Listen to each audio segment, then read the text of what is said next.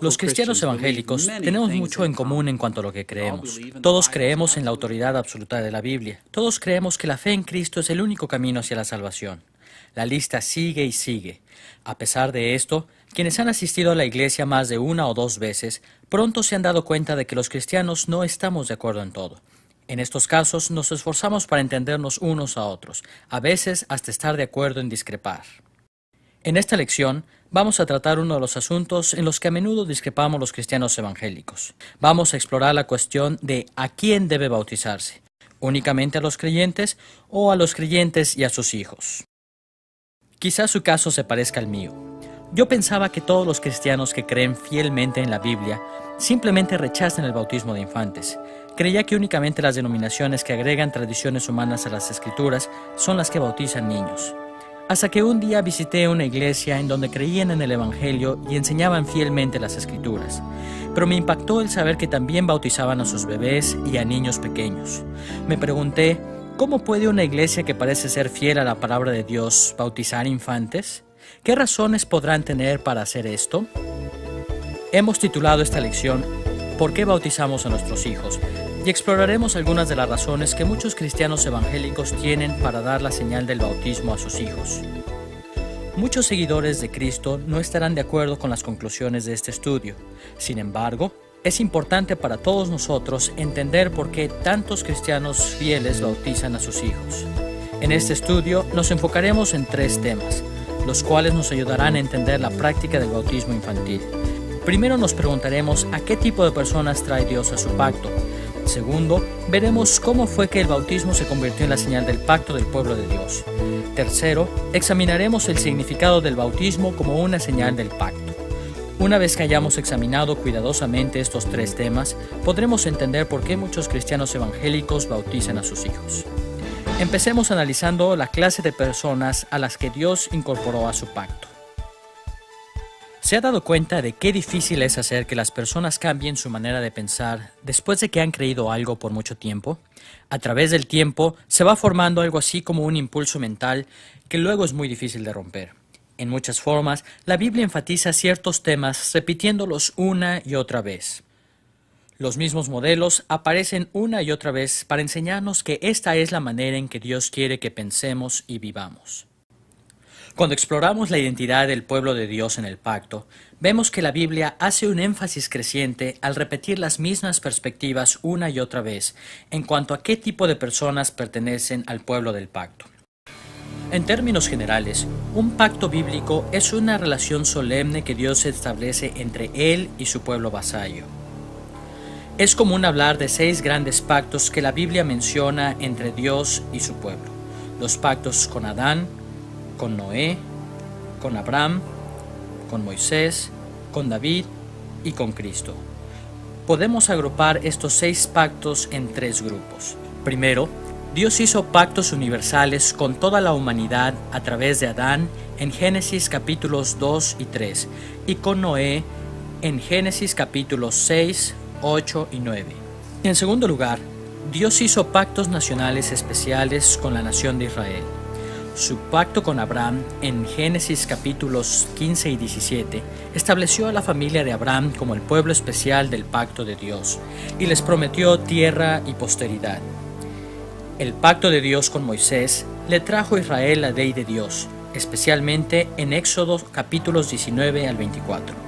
El pacto de Dios con David estableció una dinastía permanente sobre Israel en 2 de Samuel capítulo 7, Salmo 89 y Salmo 132. En tercer lugar, el último pacto de la Biblia es el pacto con Cristo o el nuevo pacto que aparece en las enseñanzas de los profetas del Antiguo Testamento y en el Nuevo Testamento.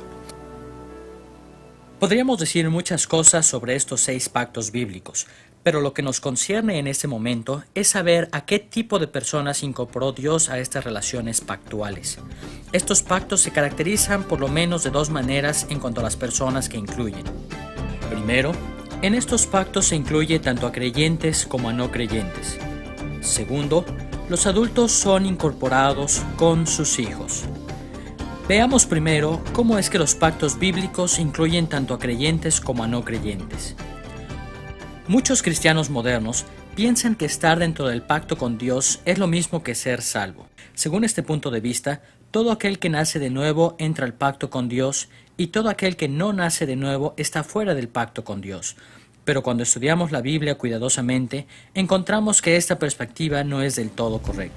En primer lugar, los pactos de Dios con Adán y con Noé abarcan a toda la raza humana, incluyendo a creyentes y a no creyentes. Las Escrituras enseñan que todos estamos incluidos en el pacto de Dios con Adán, independientemente de nuestra situación espiritual. El pacto de Dios con Noé también se extiende a toda la raza humana. Creyentes o no creyentes, todos los seres humanos nos beneficiamos del universo estable que Dios prometió en los días de Noé. Un modelo similar aparece en el segundo grupo de pactos, los pactos nacionales hechos con Abraham, con Moisés y con David. Aunque siempre hubo verdaderos creyentes en la nación de Israel, muchos descendientes físicos de Abraham, Moisés y David que estaban dentro del pacto con Dios rechazaron la fe y cayeron bajo el juicio de Dios. Los pactos nacionales con Abraham, con Moisés y con David incluyeron a muchos israelitas que no fueron redimidos de sus pecados. Aunque muchos de los privilegios y las responsabilidades del pacto llegaron a todo el pueblo de Israel, la salvación fue solo para los israelitas que pusieron su fe personal en Dios para salvación. Al igual que los primeros pactos universales en la Biblia, los pactos nacionales con Israel incluían a creyentes y a no creyentes. Vayamos ahora al nuevo pacto en Cristo. ¿Es aplicable dicho arreglo también a este pacto? ¿Incluye también tanto a creyentes como a no creyentes? Cuando examinamos el Nuevo Testamento, vemos que también el pacto con Cristo incluye a personas que no son verdaderamente salvas.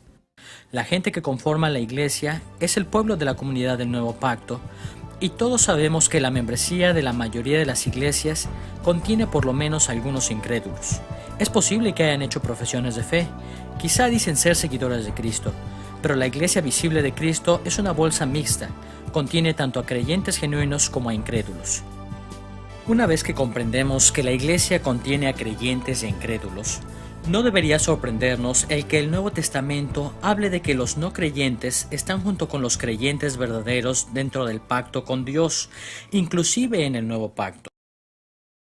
En el libro de Hebreos encontramos un pasaje notable que, en vista de esta relación del pacto, advierte en contra de alejarse de Cristo. En Hebreos capítulo 10, versículos 26 al 27, leemos estas palabras. Porque si pecáremos voluntariamente después de haber recibido el conocimiento de la verdad, ya no queda más sacrificio por los pecados, sino una horrenda expectación de juicio y de hervor de fuego que ha de devorar a los adversarios. No debemos confundirnos y pensar que este pasaje habla de perder la salvación. La Biblia deja claro que no podemos perder la salvación una vez que realmente la hemos recibido. En cambio, este pasaje les advierte a los miembros de la iglesia que no son creyentes verdaderos que el juicio les llegará si ellos continúan en sus caminos perversos. Justo después de este pasaje, en Hebreos capítulo 10, versículos 29 al 30, encontramos otra advertencia en contra de quienes son tentados a alejarse de Cristo. ¿Cuánto mayor castigo pensáis que merecerá el que pisoteare al Hijo de Dios y tuviere por inmunda la sangre del pacto en la cual fue santificado, e hiciere afrenta al Espíritu de gracia? Pues conocemos al que dijo, mía es la venganza, yo daré el pago, dice el Señor, y otra vez el Señor juzgará a su pueblo. Nótese cómo describe este pasaje a las personas a quienes advierte en contra de alejarse de Cristo. Se juzga a las personas que se alejan de la fe cristiana por haber tenido por inmunda la sangre del pacto en la cual fueron santificados. En este contexto, santificados no significa salvos o redimidos, simplemente significa que están apartados del mundo. Pero nótese aquí que inclusive las personas que demuestran no ser creyentes verdaderos al alejarse de Cristo han sido santificados por la sangre del pacto. Están separados del mundo y en pacto con Dios. Este pasaje indica que, al igual que en los pactos del Antiguo Testamento, el nuevo pacto incluye a algunos no creyentes. Frecuentemente, Muchos cristianos bien intencionados sostienen que no puede haber incrédulos dentro del nuevo pacto. Su perspectiva se fundamenta en Jeremías capítulo 31, versículos 31 al 34, un pasaje que describe al nuevo pacto en Cristo de manera sobresaliente. En Jeremías 31:31 leemos estas palabras: He aquí que vienen días, dice Jehová, en los cuales haré un nuevo pacto. Dios luego continúa describiendo este nuevo pacto en el capítulo 31, versículos 33 al 34. Daré mi ley en su mente y la escribiré en su corazón, y yo seré a ellos por Dios, y ellos me serán por pueblo. Ya no enseñará más ninguno a su prójimo, ni ninguno a su hermano, diciendo, conoce a Jehová, porque todos me conocerán, desde el más pequeño de ellos hasta el más grande, dice Jehová, porque perdonaré la maldad de ellos, y no me acordaré más de sus pecados. Muchos cristianos creen que solo los verdaderos creyentes forman parte del nuevo pacto, porque Dios dijo, porque todos me conocerán desde el más pequeño de ellos hasta el más grande, y perdonaré la maldad de ellos y no me acordaré más de sus pecados. Pero para entender correctamente esta profecía, también debemos recordar que este pasaje dice algo más sobre el nuevo pacto.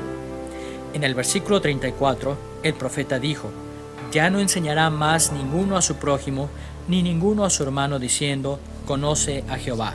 Esta visión del nuevo pacto dice que no habrá tampoco necesidad de predicadores ni maestros para corregir al pueblo de Dios o llamar al arrepentimiento. Pero nosotros sabemos que aún en nuestra era del nuevo pacto necesitamos predicadores y maestros. Jeremías dijo que no los necesitaremos en el nuevo pacto, pero todavía los necesitamos. ¿Cómo podemos entender esto? Para entender correctamente el cumplimiento de la profecía de Jeremías, debemos recordar que el nuevo pacto no ha alcanzado todavía su plena gloria. Las bendiciones del nuevo pacto comenzaron cuando Cristo vino a la tierra por primera vez y continúan en nuestro día. Aún así, la plenitud de bendiciones del nuevo pacto predicha por Jeremías se producirá solamente cuando Cristo vuelva al final de nuestra era. Cuando Cristo vuelva, el pueblo del nuevo pacto consistirá solo de creyentes verdaderos, porque entonces Él juzgará y eliminará a los perversos. Mientras tanto, tenemos que predicar y enseñar dentro de la comunidad del nuevo pacto, diciendo, conoce al Señor, porque esta comunidad incluye a personas que no conocen al Señor. Este acercamiento a los pactos bíblicos nos ayuda a entender algo sobre el bautismo de infantes. Los evangélicos que bautizamos a nuestros hijos no creemos que este acto de hecho los salve. Este no es el caso en absoluto. El bautismo nunca salva a persona alguna. Por el contrario, nosotros creemos que las personas son incorporadas al pacto con Dios por medio del bautismo. Aún así, el pacto de Cristo contiene tanto a creyentes como a no creyentes. De todas las personas del mundo que han sido bautizadas en el nombre de Cristo, solamente los que tienen fe genuina y perdurable son salvos. También los niños bautizados deben poner su fe personalmente en Cristo para ser salvos. Una vez que hemos visto que estar en pacto con Dios no es lo mismo que ser salvos, estamos en posición de ver otra dinámica actuando en medio del pueblo del pacto. En toda la Biblia, los privilegios y las responsabilidades del pacto pertenecen no solo a los adultos, sino también a sus hijos. En nuestro mundo moderno, lo normal es pensar que las personas establecen relaciones simplemente como individuos. Frecuentemente formamos amistades, firmamos contratos legales y hasta escogemos pareja matrimonial como si se tratase simplemente de individuos aislados. Ni siquiera consideramos las relaciones que establecemos con sus familias. Apenas pensamos en sus hijos y nietos. Aun cuando hoy en día es muy común vivir de esta manera individualista, tal individualismo no aparece en la Biblia. De hecho, las Escrituras enseñan que Dios nunca hacía pactos exclusivamente con adultos, sino que también incluía a sus hijos. Las Escrituras indican claramente que la relación entre Adán y Dios contemplaba más allá de Adán a sus descendientes, la raza humana en su totalidad. A menudo hablamos de Adán como nuestro representante federal o del pacto. Su relación con Dios trajo a todos sus descendientes físicos dentro de una relación con Dios. El mismo principio es aplicable al pacto de Dios con Noé. Dios estaba especialmente interesado en los hijos de Noé cuando estableció dicho pacto. Dios dijo a Noé en Génesis capítulo 6, versículo 18, «Mas estableceré mi pacto contigo Y entrarás en el arca tú, tus hijos, tu mujer y las mujeres de tus hijos contigo. Los hijos de Noé tenían una importancia especial en el pacto con Dios. De igual manera, el pacto con Abraham también incluía a sus hijos, el pueblo de Israel. En Génesis capítulo 17, versículo 7, leemos estas palabras: «Y estableceré mi pacto entre mí y ti, y tu descendencia después de ti en sus generaciones, por pacto perpetuo, para ser tu Dios y el de tu descendencia después de ti». Este enfoque en los hijos de Abraham seguía el modelo establecido con Adán y Noé. Dios incorporó en el pacto a los adultos junto con sus hijos. El pacto con Moisés también tenía en mente a los hijos de los israelitas. Vemos esto en muchos lugares, pero consideremos lo que dijo Dios en el tercer mandamiento.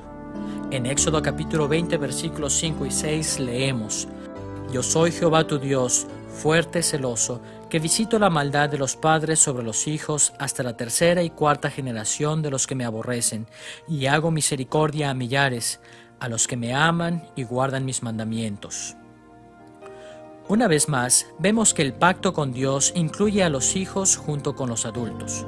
El pacto con David también incluía a sus hijos.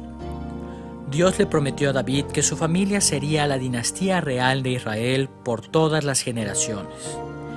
En el Salmo 132, versículos 11 al 12, Dios habló así a David: «En verdad juró Jehová a David, y no se retractará de ello. De tu descendencia pondré sobre tu trono. Si tus hijos guardaren mi pacto y mi testimonio que yo les enseñare, sus hijos también se sentarán sobre tu trono para siempre». El pacto imperial de David se extendió más allá de David a sus hijos y generaciones futuras. A partir de este breve estudio sobre los pactos del Antiguo Testamento, podemos ver un modelo que se repite una y otra vez. Dios estableció sus pactos tanto con los adultos como con sus hijos. Estos hijos no eran necesariamente salvos. Todavía tenían que ejercitar personalmente su fe para ser redimidos del pecado. Aún así, los hijos del pacto eran especiales a los ojos de Dios. Tenían privilegios y responsabilidades que los pueblos fuera del pacto no tenían. Dios les prometió que si buscaban una relación con Él por fe, heredarían las bendiciones del pacto, pero que si no lo hacían, caerían bajo sus maldiciones. Ahora tenemos que hacernos otra pregunta. ¿Se extiende este mismo modelo al nuevo pacto en Cristo? ¿Enseña el Nuevo Testamento que los pactos de Dios incluyen tanto a adultos como a sus hijos? Cuando revisamos el Nuevo Testamento a la luz del énfasis hecho en todos los pactos del Antiguo Testamento, podemos ver que varios pasajes indican que el nuevo pacto incluye tanto a adultos como a sus hijos. En el nuevo pacto, los hijos de los creyentes tienen privilegios y responsabilidades únicas ante Dios. Veamos dos de los muchos pasajes que demuestran que el nuevo pacto reserva un lugar especial para los hijos de creyentes. Primero, Hechos capítulo 2, versículos 38 al 39, registra las palabras que Pedro predicó en el día de Pentecostés. Allí dijo: «Arrepentíos y bautícese cada uno de vosotros en el nombre de Jesucristo para perdón de los pecados, y recibiréis el don del Espíritu Santo, porque para vosotros es la promesa, y para vuestros hijos, y para todos los que están lejos, para cuantos el Señor nuestro Dios llamare». Al final de estos versículos, Pedro reconoció que Dios llamaría para sí a muchos que no estaban presentes en Jerusalén. Pero nótese cómo habló Pedro respecto de la gente que estaba ante él ese día. Sus prioridades reflejaban la estructura de los pactos del Antiguo Testamento. Dijo que la promesa del Espíritu Santo es primero para ustedes, refiriéndose a los adultos que creerían, y segundo, para sus hijos, refiriéndose a los hijos de los que creyeran. La perspectiva de Pedro reflejaba el modelo de los pactos en el Antiguo Testamento de creyentes con sus hijos. Los hijos de las personas que estaban ante él recibirían la misma oferta de salvación que sus padres recibieron. Era de esperarse que ellos serían herederos de las bendiciones del pacto, aunque no fuese así necesariamente. Un segundo ejemplo de esta enseñanza aparece en 1 Corintios capítulo 7, versículo 14, en donde Pablo escribió estas palabras: porque el marido incrédulo es santificado en la mujer, y la mujer incrédula en el marido, pues de otra manera vuestros hijos serían inmundos, mientras que ahora son santos. Notemos que Pablo dijo que los hijos de los creyentes son santos. En este contexto, santos significa apartados del mundo, especiales a los ojos de Dios. Este pasaje deja claro que Pablo creía que los hijos de los creyentes no reciben el mismo tratamiento que los hijos de los no creyentes. Ellos están incluidos en el nuevo pacto que Dios hizo en Cristo. Así, vemos que el nuevo pacto sigue la estructura de los pactos del Antiguo Testamento, en que incluye tanto a los adultos como a sus hijos, y les da a ambos privilegios y responsabilidades especiales.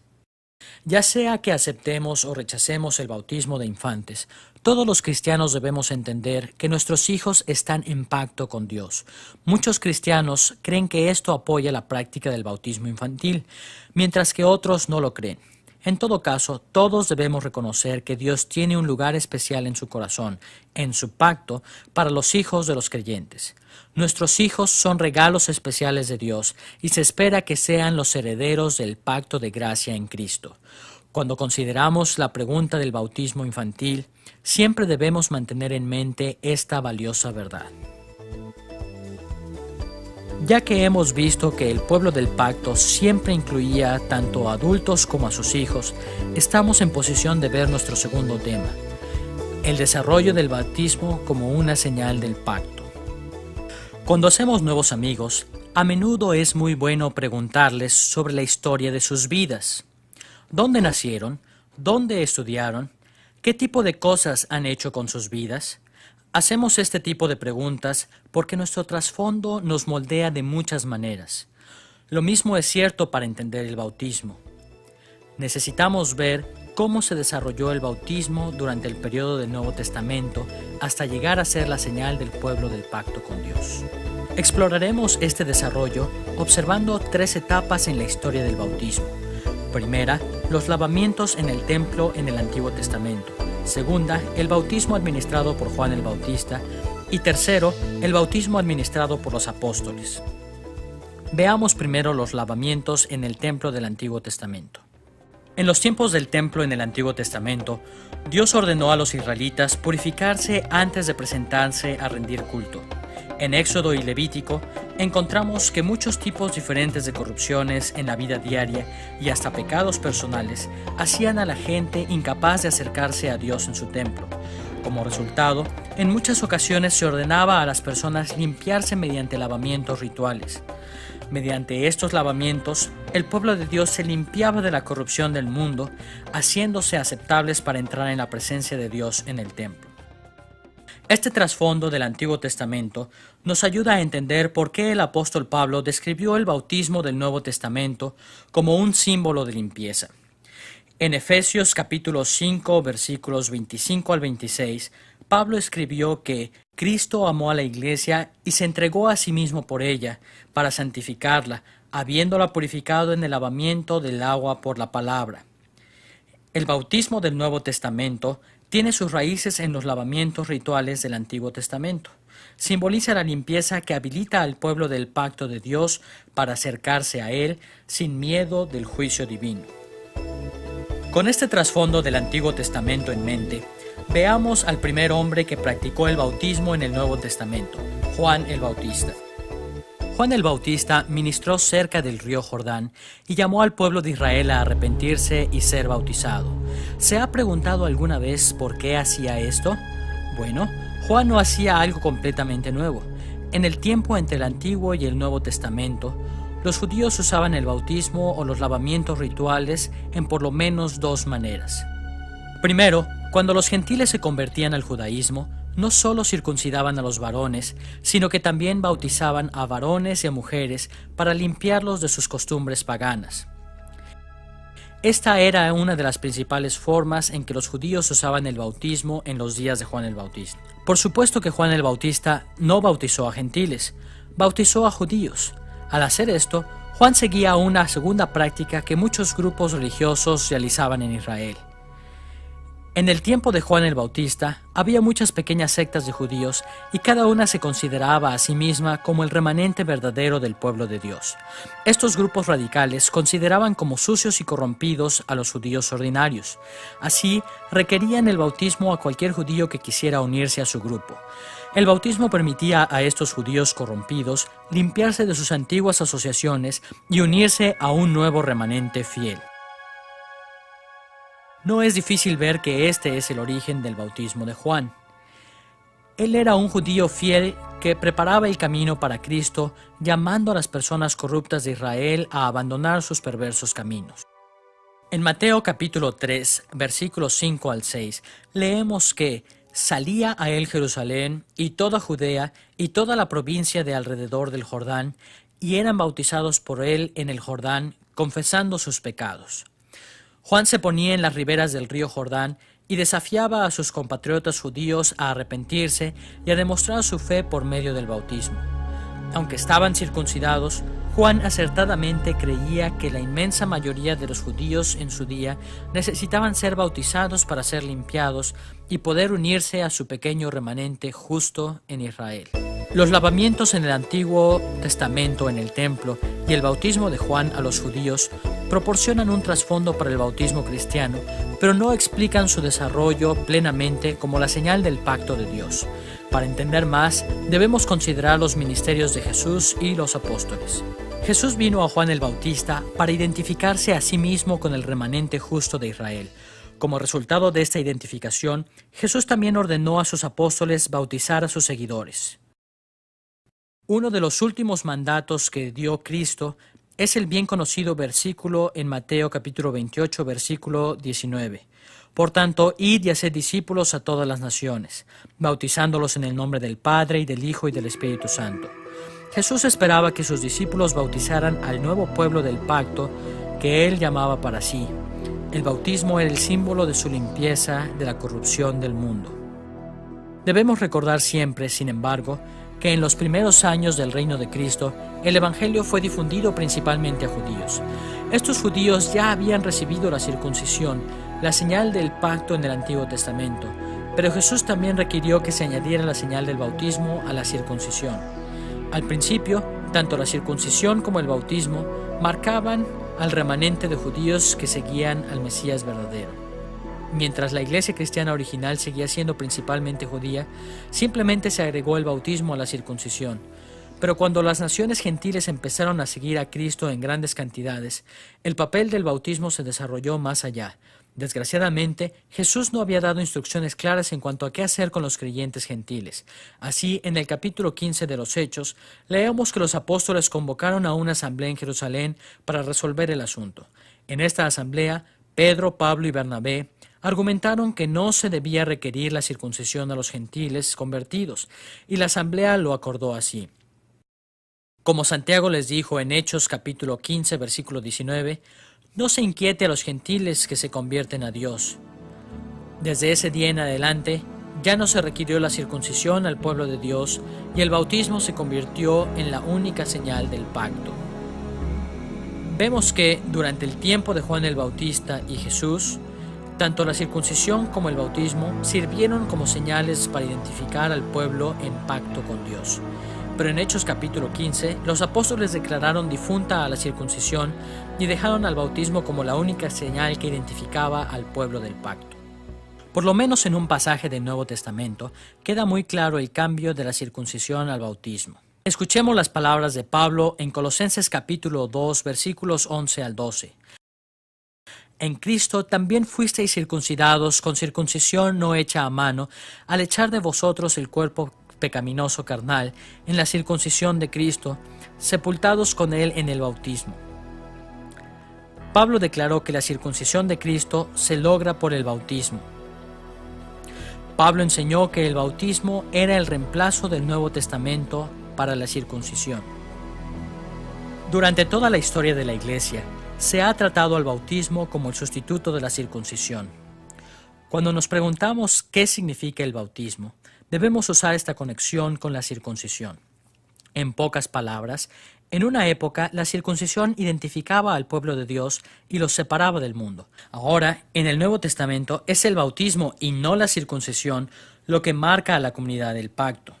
Y por supuesto, esta es una de las razones por las cuales muchos cristianos evangélicos bautizamos a nuestros hijos. Creemos que tanto los adultos como sus hijos en esta era del Nuevo Testamento deben bautizarse por la misma razón por la cual se circuncidaba a los hombres y a sus hijos en el Antiguo Testamento. La señal del nuevo pacto pertenece a los creyentes y a sus hijos. Hemos visto que los pactos de Dios siempre incluían a los adultos con sus hijos y cómo el bautismo se desarrolló hasta convertirse en la señal del pacto del pueblo de Dios. Ahora estamos en posición propicia para ir a nuestro análisis final, la importancia del bautismo como señal del pacto. ¿Se ha dado cuenta de que un símbolo o señal puede significar cosas diferentes a personas diferentes? Cuando un soldado mira la bandera de su país, surgen dentro de él sentimientos patrióticos, pero su enemigo mira la misma bandera y está lleno de aversión. Una recién casada se llena de alegría cuando mira su anillo de boda, pero el mismo anillo le traerá sufrimiento si su marido muriese inesperadamente. Los símbolos son tan flexibles que pueden significar para nosotros diferentes cosas, dependiendo de quiénes somos y en dónde nos encontramos en la vida. Algo parecido sucede con la señal del pacto. En un sentido, el bautismo, al igual que la circuncisión antes de él, siempre han significado la misma cosa, que una persona se une al pueblo del pacto. Esta relación incorpora a las personas a la línea del pacto con sus bendiciones y sus maldiciones. Pero en otro sentido, el bautismo lleva una importancia diferente para diferentes tipos de personas. Para captar la importancia del bautismo como señal del pacto, revisaremos dos temas. Primero, ¿qué significa la señal del pacto para los que la reciben una vez que han creído? ¿Y qué significa para los que la reciben como infantes antes de creer? Consideremos primero lo que la señal del pacto significaba para los que la recibían como creyentes. Por cuanto el bautismo es el reemplazo de la circuncisión, una de las mejores maneras de acercarnos a este asunto es preguntarnos el significado de la circuncisión para Abraham. Abraham fue el primer hombre en recibir la circuncisión como una señal de su relación con Dios. En Génesis capítulo 17, versículo 10, Dios habló estas palabras a Abraham. Este es mi pacto que guardaréis entre mí y vosotros y tu descendencia después de ti. Será circuncidado todo varón de entre vosotros. Abraham fue un adulto que creyó antes de recibir la circuncisión. Así, él es un ejemplo de alguien que primero creyó y después recibió la señal del pacto. ¿Cuál era entonces el significado de esta señal para él? En términos simples, la circuncisión de Abraham expresaba exteriormente la realidad interior de su fe salvífica y la nueva relación con Dios que resultó de su fe. En Romanos capítulo 4, versículo 11, Pablo describió la circuncisión de Abraham de esta manera. Abraham recibió la circuncisión como señal, un sello de la justicia de la fe. Nótese que para el adulto Abraham, la circuncisión como señal fue un sello de la justicia de la fe. En otras palabras, demostró que Abraham ya había creído en Dios y había sido redimido de sus pecados. Ahora que el bautismo ha reemplazado a la circuncisión como señal del pacto de Dios, debemos darle al bautismo la misma importancia en relación con los nuevos creyentes. Cuando alguien profesa fe en Cristo, hay que bautizarlo para dar expresión exterior de algo que ha ocurrido dentro de ellos y ratificar su nueva relación con Dios. En 1 de Pedro, capítulo 3, versículo 21, Pedro expuso el asunto de esta manera. El bautismo no quita las inmundicias de la carne, sino que es la aspiración de una buena conciencia hacia Dios. Para los que creen antes de ser bautizados, la señal del pacto es una demostración de fe en Cristo. Todos los cristianos estamos de acuerdo en esto. Sabemos que la circuncisión ha sido reemplazada por el bautismo. Así también entendemos que cuando alguien recibe a Cristo como su Salvador y luego se bautiza, hace lo que hizo Abraham cuando se circuncidó siendo adulto. Demuestran el cambio que Dios ha forjado dentro de ellos. De esta manera, la importancia del bautismo para los creyentes hoy establece un paralelo con la importancia de la circuncisión para los que la recibieron después de que creyeron.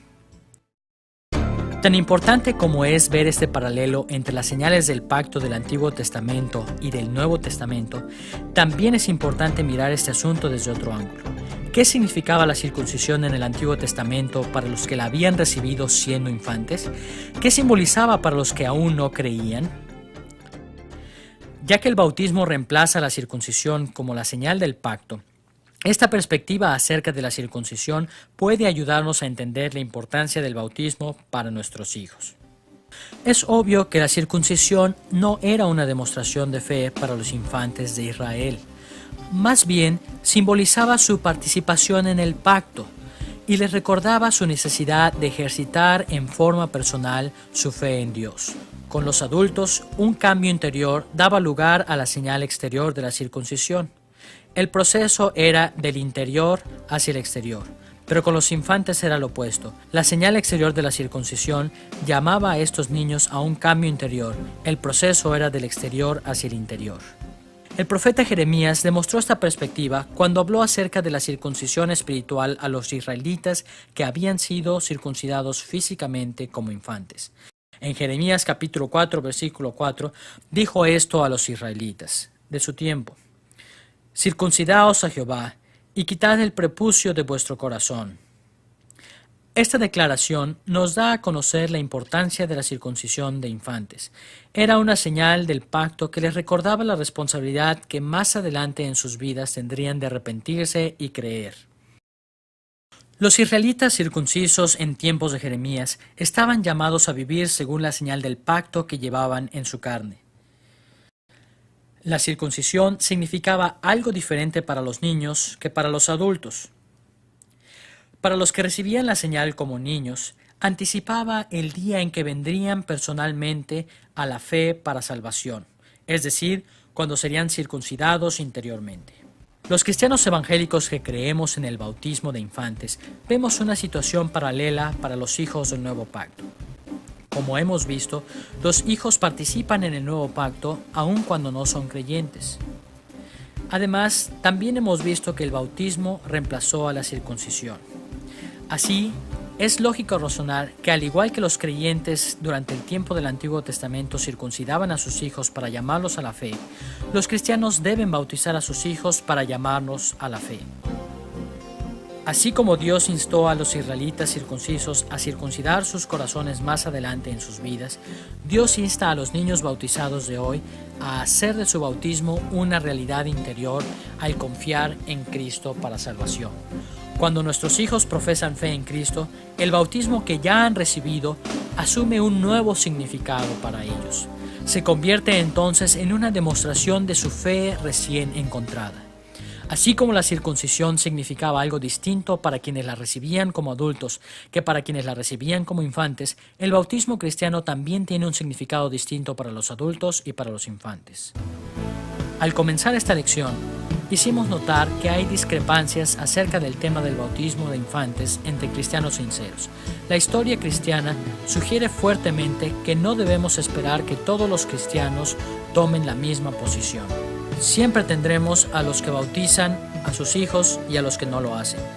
Aún así, es importante que todos nosotros comprendamos las razones por las cuales muchos cristianos han practicado el bautismo de infantes a lo largo de los siglos.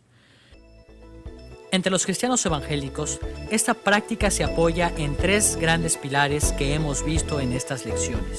Primero, el hecho de que los pactos de Dios siempre incluyen a los hijos, quienes se espera que sean los herederos del pacto. Segundo, el hecho de que el bautismo reemplaza a la circuncisión como la señal del pacto. Y tercero, la importancia de la señal del pacto como un llamado a la fe para quienes lo reciben en la infancia. Sea que abracemos o no esta perspectiva, todo cristiano debe reconocer que la posición en favor del bautismo de infantes tiene mucha trascendencia. Aun cuando discrepemos unos con otros en esta enseñanza, podemos evitar muchas equivocaciones y crecer en respeto mutuo cuando entendemos por qué tantos de nosotros bautizamos a nuestros hijos.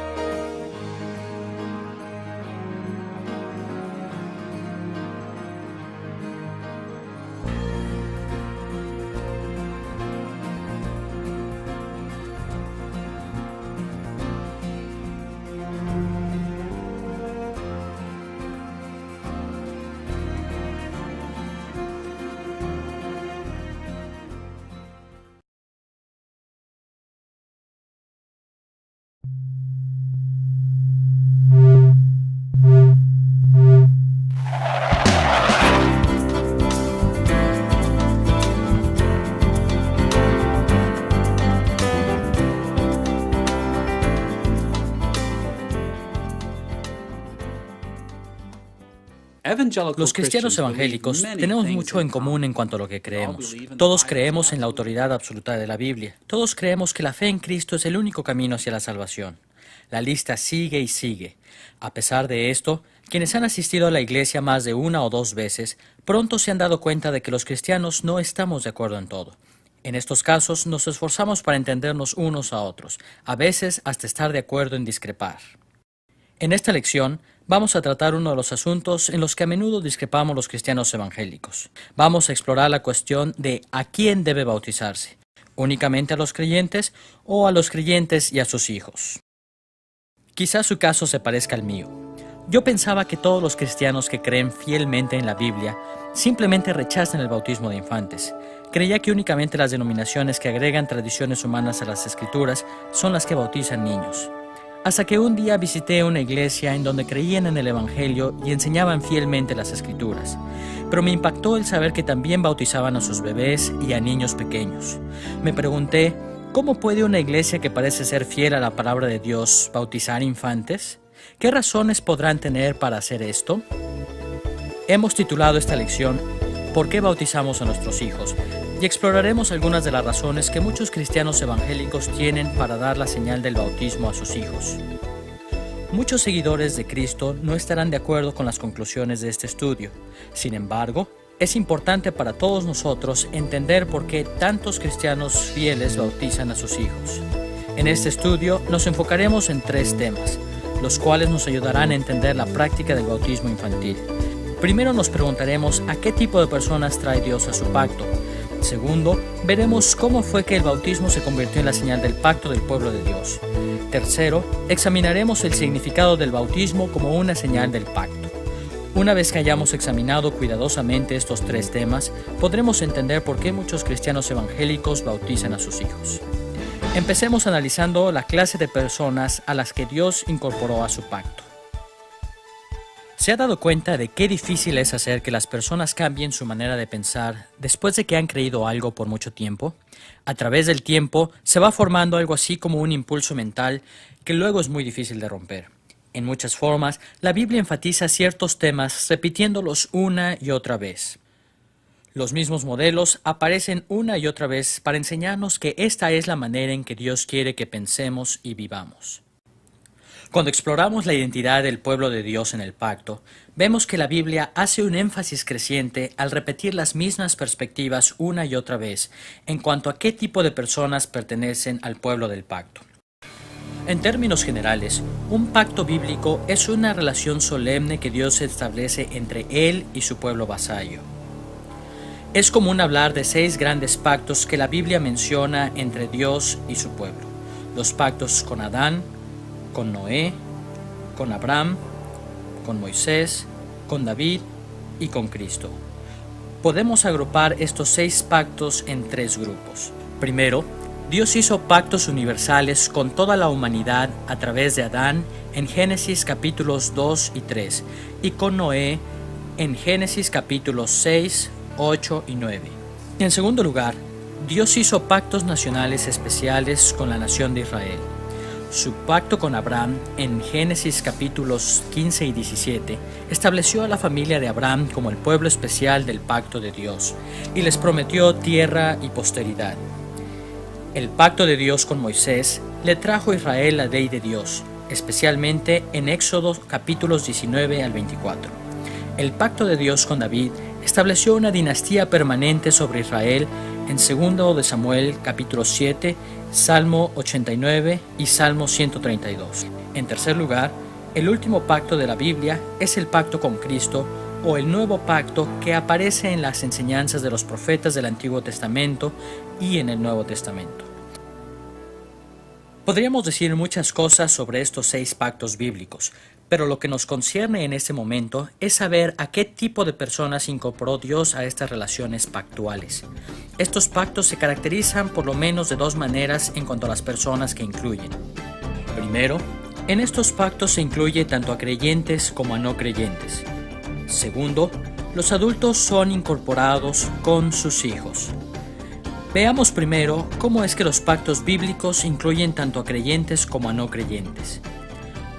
Muchos cristianos modernos piensan que estar dentro del pacto con Dios es lo mismo que ser salvo. Según este punto de vista, todo aquel que nace de nuevo entra al pacto con Dios y todo aquel que no nace de nuevo está fuera del pacto con Dios. Pero cuando estudiamos la Biblia cuidadosamente, encontramos que esta perspectiva no es del todo correcta. En primer lugar, los pactos de Dios con Adán y con Noé abarcan a toda la raza humana, incluyendo a creyentes y a no creyentes. Las Escrituras enseñan que todos estamos incluidos en el pacto de Dios con Adán, independientemente de nuestra situación espiritual. El pacto de Dios con Noé también se extiende a toda la raza humana. Creyentes o no creyentes, todos los seres humanos nos beneficiamos del universo estable que Dios prometió en los días de Noé. Un modelo similar aparece en el segundo grupo de pactos, los pactos nacionales hechos con Abraham, con Moisés y con David.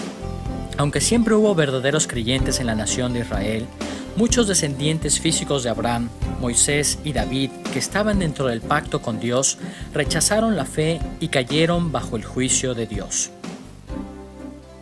Los pactos nacionales con Abraham, con Moisés y con David incluyeron a muchos israelitas que no fueron redimidos de sus pecados. Aunque muchos de los privilegios y las responsabilidades del pacto llegaron a todo el pueblo de Israel, la salvación fue solo para los israelitas que pusieron su fe personal en Dios para salvación. Al igual que los primeros pactos universales en la Biblia, los pactos nacionales con Israel incluían a creyentes y a no creyentes.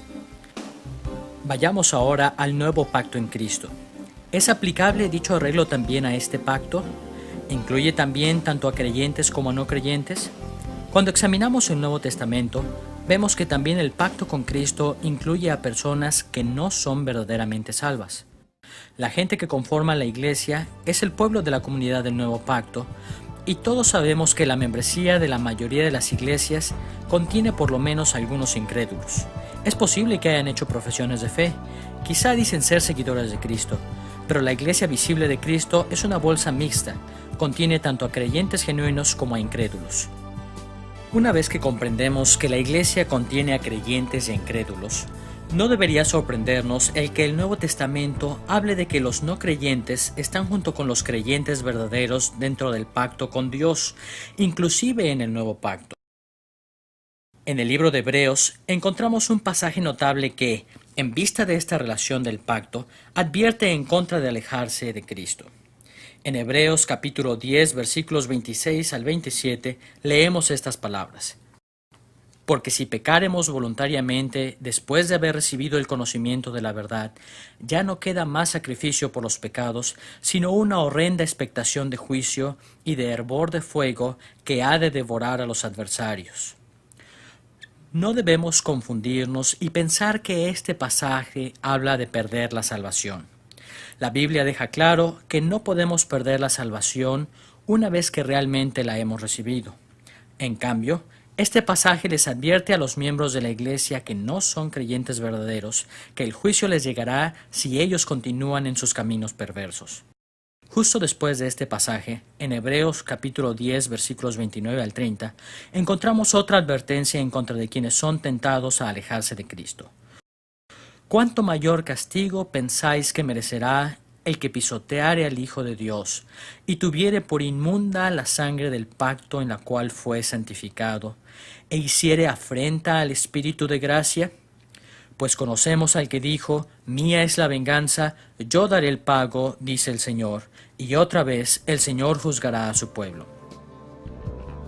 Nótese cómo describe este pasaje a las personas a quienes advierte en contra de alejarse de Cristo. Se juzga a las personas que se alejan de la fe cristiana por haber tenido por inmunda la sangre del pacto en la cual fueron santificados.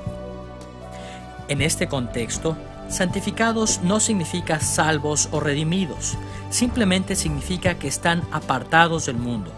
Pero nótese aquí que inclusive las personas que demuestran no ser creyentes verdaderos al alejarse de Cristo han sido santificados por la sangre del pacto. Están separados del mundo y en pacto con Dios. Este pasaje indica que, al igual que en los pactos del Antiguo Testamento, el nuevo pacto incluye a algunos no creyentes. Frecuentemente, Muchos cristianos bien intencionados sostienen que no puede haber incrédulos dentro del nuevo pacto. Su perspectiva se fundamenta en Jeremías capítulo 31, versículos 31 al 34, un pasaje que describe al nuevo pacto en Cristo de manera sobresaliente. En Jeremías 31:31 leemos estas palabras: He aquí que vienen días, dice Jehová, en los cuales haré un nuevo pacto. Dios luego continúa describiendo este nuevo pacto en el capítulo 31, versículos 33 al 34. Daré mi ley en su mente y la escribiré en su corazón, y yo seré a ellos por Dios, y ellos me serán por pueblo. Ya no enseñará más ninguno a su prójimo, ni ninguno a su hermano, diciendo: Conoce a Jehová, porque todos me conocerán, desde el más pequeño de ellos hasta el más grande, dice Jehová, porque perdonaré la maldad de ellos y no me acordaré más de sus pecados.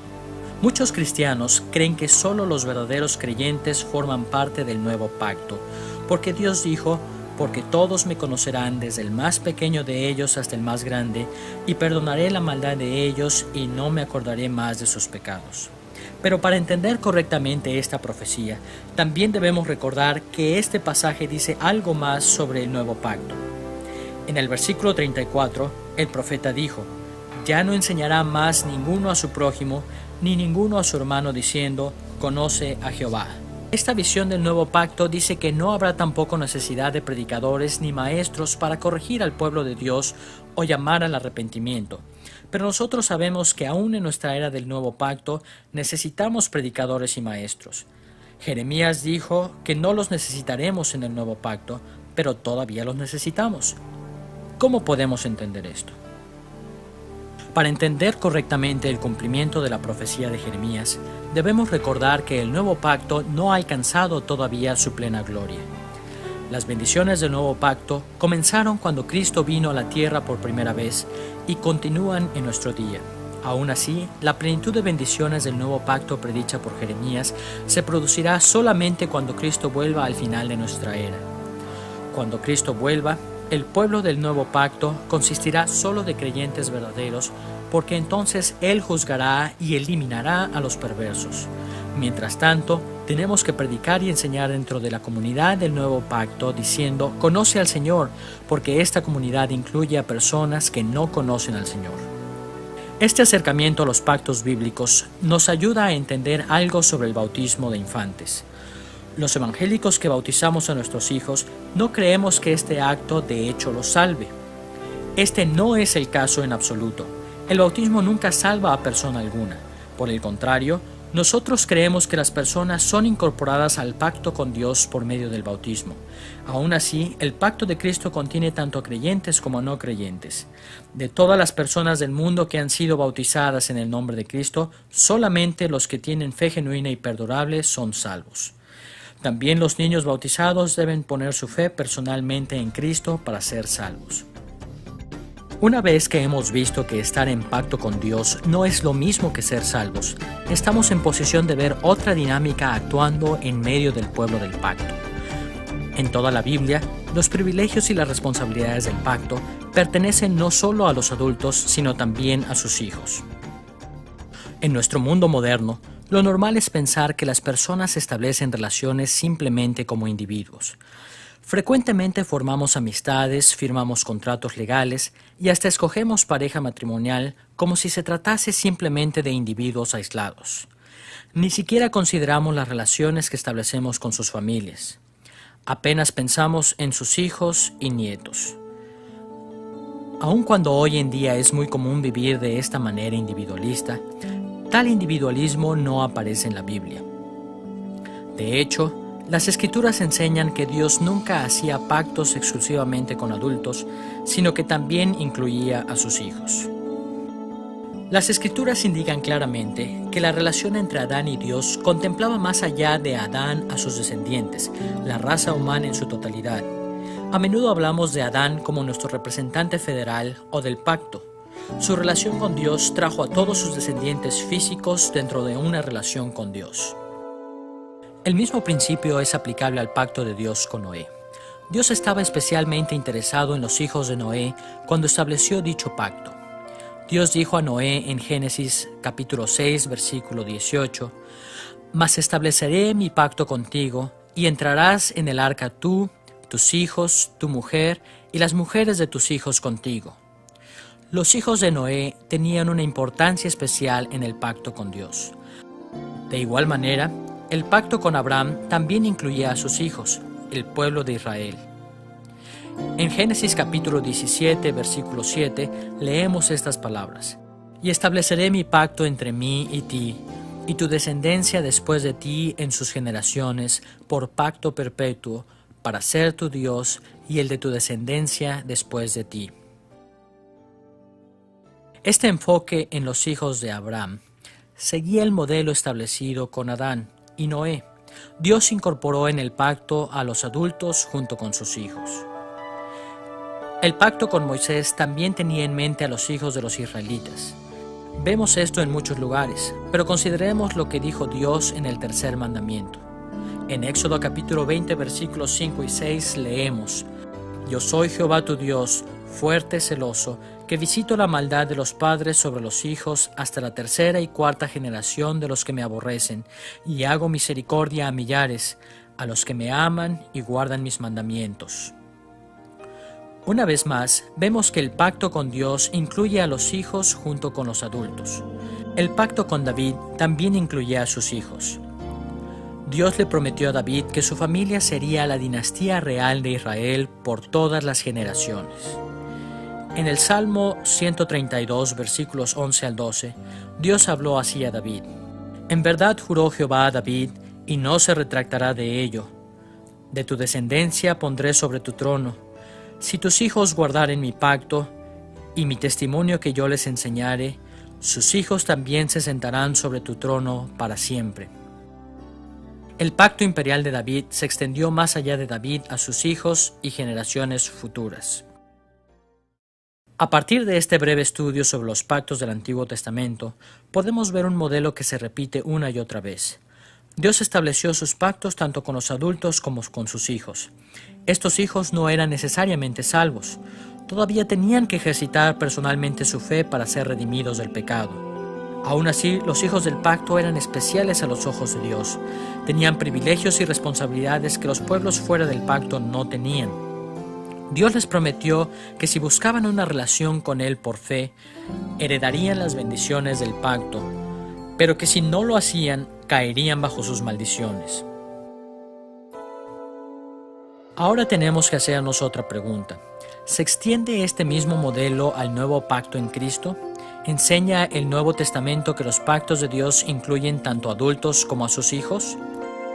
Cuando revisamos el Nuevo Testamento a la luz del énfasis hecho en todos los pactos del Antiguo Testamento, podemos ver que varios pasajes indican que el nuevo pacto incluye tanto a adultos como a sus hijos. En el nuevo pacto, los hijos de los creyentes tienen privilegios y responsabilidades únicas ante Dios. Veamos dos de los muchos pasajes que demuestran que el nuevo pacto reserva un lugar especial para los hijos de creyentes. Primero, Hechos capítulo 2, versículos 38 al 39, registra las palabras que Pedro predicó en el día de Pentecostés. Allí dijo: «Arrepentíos y bautícese cada uno de vosotros en el nombre de Jesucristo para perdón de los pecados, y recibiréis el don del Espíritu Santo, porque para vosotros es la promesa, y para vuestros hijos, y para todos los que están lejos, para cuantos el Señor nuestro Dios llamare». Al final de estos versículos, Pedro reconoció que Dios llamaría para sí a muchos que no estaban presentes en Jerusalén. Pero nótese cómo habló Pedro respecto de la gente que estaba ante él ese día. Sus prioridades reflejaban la estructura de los pactos del Antiguo Testamento. Dijo que la promesa del Espíritu Santo es primero para ustedes, refiriéndose a los adultos que creerían, y segundo, para sus hijos, refiriéndose a los hijos de los que creyeran. La perspectiva de Pedro reflejaba el modelo de los pactos en el Antiguo Testamento de creyentes con sus hijos. Los hijos de las personas que estaban ante él recibirían la misma oferta de salvación que sus padres recibieron. Era de esperarse que ellos serían herederos de las bendiciones del pacto, aunque no fuese así necesariamente. Un segundo ejemplo de esta enseñanza aparece en 1 Corintios capítulo 7, versículo 14, en donde Pablo escribió estas palabras: porque el marido incrédulo es santificado en la mujer, y la mujer incrédula en el marido, pues de otra manera vuestros hijos serían inmundos, mientras que ahora son santos. Notemos que Pablo dijo que los hijos de los creyentes son santos. En este contexto, santos significa apartados del mundo, especiales a los ojos de Dios. Este pasaje deja claro que Pablo creía que los hijos de los creyentes no reciben el mismo tratamiento que los hijos de los no creyentes. Ellos están incluidos en el nuevo pacto que Dios hizo en Cristo. Así, vemos que el nuevo pacto sigue la estructura de los pactos del Antiguo Testamento, en que incluye tanto a los adultos como a sus hijos, y les da a ambos privilegios y responsabilidades especiales. Ya sea que aceptemos o rechacemos el bautismo de infantes, todos los cristianos debemos entender que nuestros hijos están en pacto con Dios. Muchos cristianos creen que esto apoya la práctica del bautismo infantil, mientras que otros no lo creen. En todo caso, todos debemos reconocer que Dios tiene un lugar especial en su corazón, en su pacto, para los hijos de los creyentes. Nuestros hijos son regalos especiales de Dios y se espera que sean los herederos del pacto de gracia en Cristo. Cuando consideramos la pregunta del bautismo infantil, siempre debemos mantener en mente esta valiosa verdad. Ya que hemos visto que el pueblo del pacto siempre incluía tanto a adultos como a sus hijos, estamos en posición de ver nuestro segundo tema, el desarrollo del bautismo como una señal del pacto. Cuando hacemos nuevos amigos, a menudo es muy bueno preguntarles sobre la historia de sus vidas. ¿Dónde nacieron? ¿Dónde estudiaron? ¿Qué tipo de cosas han hecho con sus vidas? Hacemos este tipo de preguntas porque nuestro trasfondo nos moldea de muchas maneras. Lo mismo es cierto para entender el bautismo. Necesitamos ver cómo se desarrolló el bautismo durante el periodo del Nuevo Testamento hasta llegar a ser la señal del pueblo del pacto con Dios. Exploraremos este desarrollo observando 3 etapas en la historia del bautismo. Primera, los lavamientos en el templo en el Antiguo Testamento.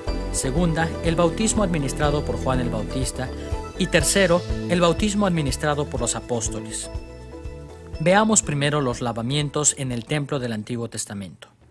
En los tiempos del templo en el Antiguo Testamento, Dios ordenó a los israelitas purificarse antes de presentarse a rendir culto. En Éxodo y Levítico encontramos que muchos tipos diferentes de corrupciones en la vida diaria y hasta pecados personales hacían a la gente incapaz de acercarse a Dios en su templo. Como resultado, en muchas ocasiones se ordenaba a las personas limpiarse mediante lavamientos rituales. Mediante estos lavamientos, el pueblo de Dios se limpiaba de la corrupción del mundo, haciéndose aceptables para entrar en la presencia de Dios en el templo. Este trasfondo del Antiguo Testamento nos ayuda a entender por qué el apóstol Pablo describió el bautismo del Nuevo Testamento como un símbolo de limpieza.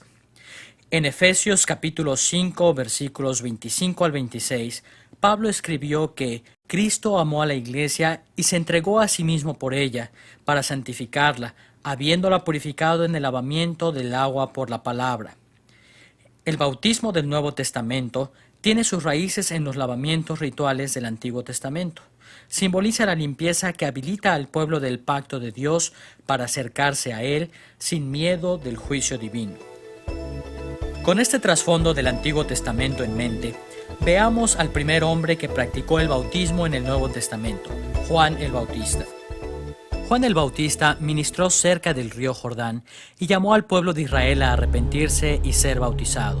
¿Se ha preguntado alguna vez por qué hacía esto? Bueno, Juan no hacía algo completamente nuevo. En el tiempo entre el Antiguo y el Nuevo Testamento, los judíos usaban el bautismo o los lavamientos rituales en por lo menos 2 maneras. Primero, cuando los gentiles se convertían al judaísmo, no solo circuncidaban a los varones, sino que también bautizaban a varones y a mujeres para limpiarlos de sus costumbres paganas. Esta era una de las principales formas en que los judíos usaban el bautismo en los días de Juan el Bautista. Por supuesto que Juan el Bautista no bautizó a gentiles, bautizó a judíos. Al hacer esto, Juan seguía una segunda práctica que muchos grupos religiosos realizaban en Israel. En el tiempo de Juan el Bautista, había muchas pequeñas sectas de judíos y cada una se consideraba a sí misma como el remanente verdadero del pueblo de Dios.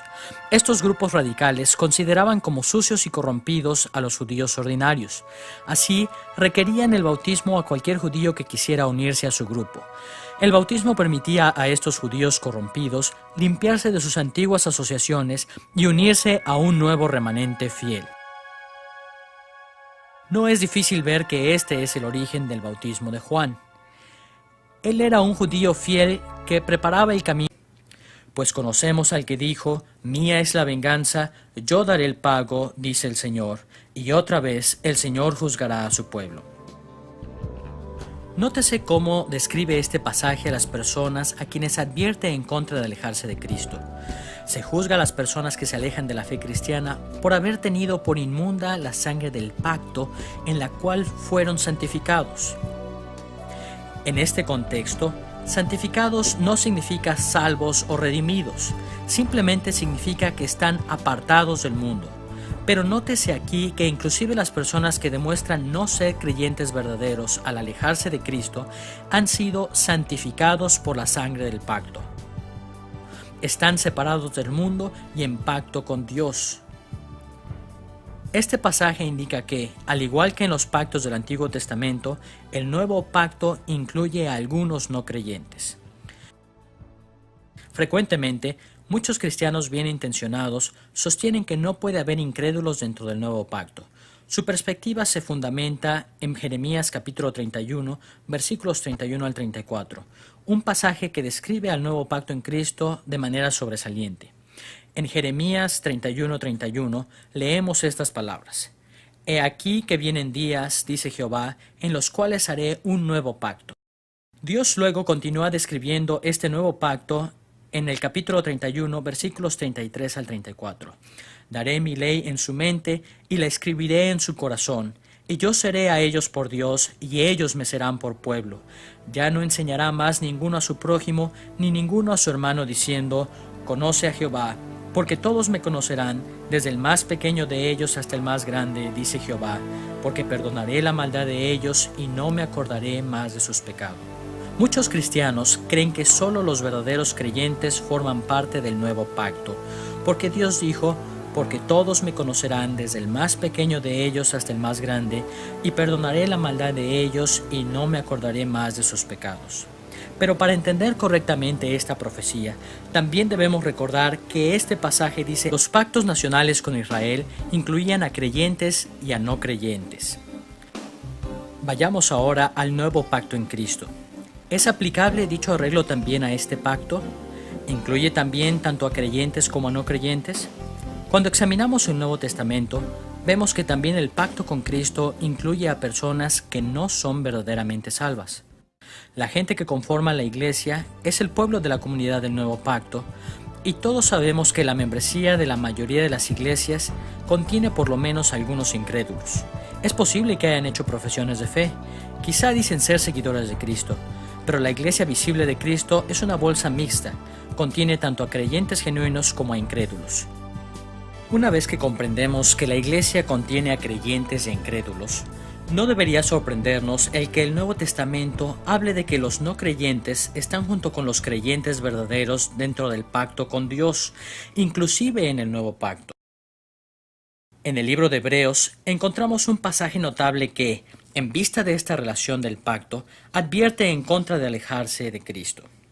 En Hebreos capítulo 10, versículos 26 al 27, leemos estas palabras: «Porque si pecáremos voluntariamente después de haber recibido el conocimiento de la verdad, ya no queda más sacrificio por los pecados, sino una horrenda expectación de juicio y de hervor de fuego que ha de devorar a los adversarios». No debemos confundirnos y pensar que este pasaje habla de perder la salvación. La Biblia deja claro que no podemos perder la salvación una vez que realmente la hemos recibido. En cambio, este pasaje les advierte a los miembros de la iglesia que no son creyentes verdaderos que el juicio les llegará si ellos continúan en sus caminos perversos. Justo después de este pasaje, en Hebreos capítulo 10, versículos 29 al 30, encontramos otra advertencia en contra de quienes son tentados a alejarse de Cristo. ¿Cuánto mayor castigo pensáis que merecerá el que pisoteare al Hijo de Dios, y tuviere por inmunda la sangre del pacto en la cual fue santificado, e hiciere afrenta al Espíritu de gracia?